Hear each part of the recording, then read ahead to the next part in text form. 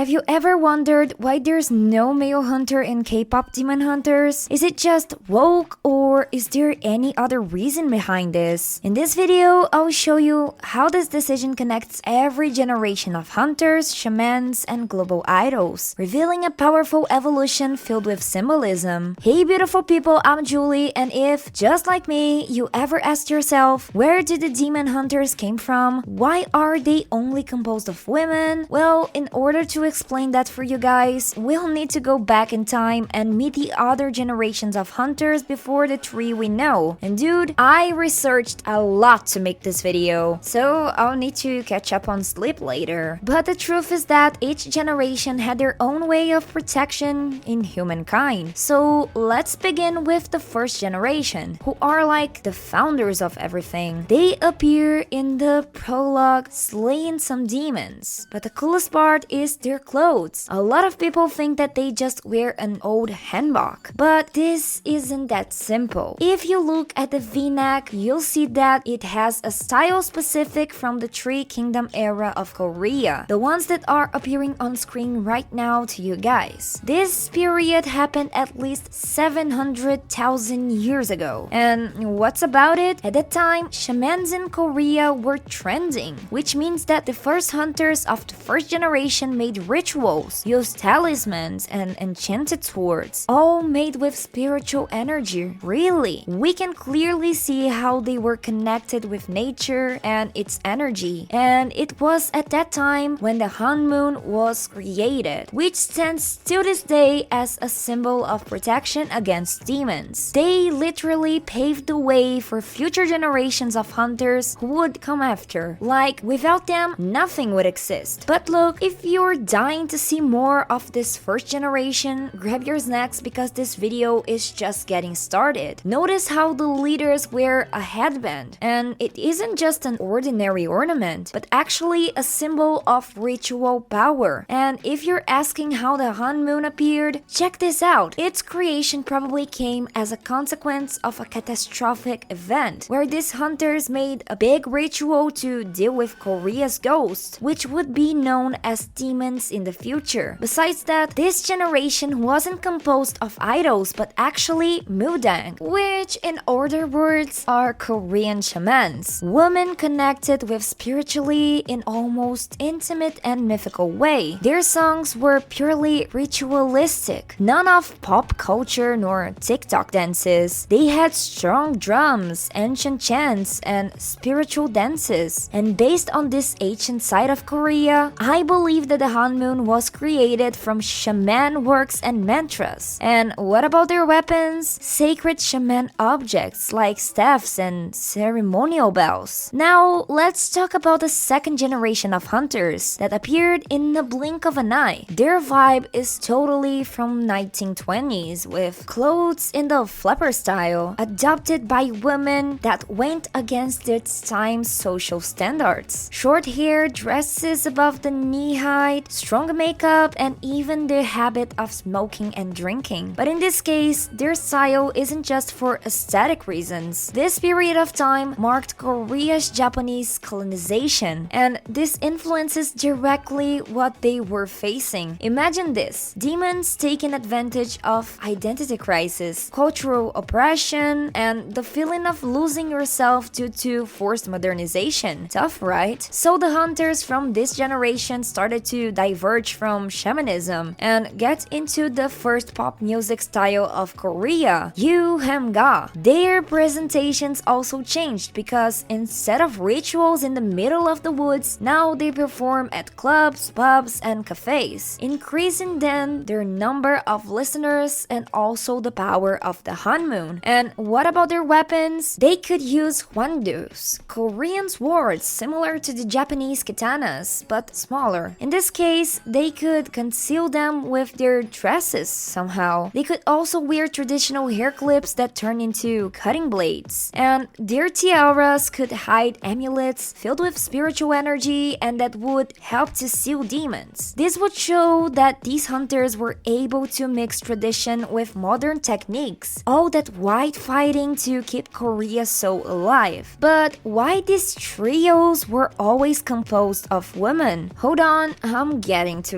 it. Now, in the third generation of Hunters, we noticed that their vibe changed again. They appear to be right out of the 40s or 50s, with all those classic feminine, unusual hairstyles, something quite sophisticated at the time, you know? It's easy to deduce that from the retro radio mic, which was really common in the 50s. And if you're still in school or likes to follow history, you must know that in the 50s, time were through due to the World War II, consequences, and a major world crisis, which obligated the trio of Hunters to completely reshape their music style. This time, their focus was on trot, a pop music Korean genre known for being the oldest pop music style in the country that appeared around the second half of the 20th century, which means no shamanic sounds or bar presentations. Now, their songs needed to be more dramatic, melody vibe, but one that lifted people's spirit. And now, with the advent of radio, their song could reach thousands of listeners, increasing even more their impact on demons. And speaking of them, how did these Hunters fight against these creatures from the underworld? Well, at the time, the use of umbrellas as canes was something common in the period, and I think that this isn't that hard to conceal weapons into them, like swords or blades inside to handle. The retro mic could also be used to send sound waves to push demons away behind the Honmoon, drawing little to no attention. But what draws my attention is you're watching this video and didn't like it yet. I guarantee you that if you like this video, you'll be protected from the Korean demons. But the fourth generation came in strong. Just by looking at their style, we can tell that they are set between the 60s and the 70s. Their clothes are inspired in female groups like the Ronettes and the Supremes, a style that screams vintage pop queen. The Hunters of this generation seem to work fully synchronized, like a true girl band, but hunting demons instead. And speaking of combat, I bet that they use some new weapons like short daggers under their gloves, pretty much like Assassin's Creed. And if you think about it, even their earrings or collars could be used as weapons, like to summon spiritual spells against demons in a discreet, subtle, and harmonious way. And we finally arrive at the fifth season, the legendary Sunlight Sisters, also known as the group composed by Rumi's mother and Celine. They were totally inspired in the late 90s and early 2000s because of their baggy jeans, stylish sneakers, and that synchronized and energetic dance style that only those who lived at the time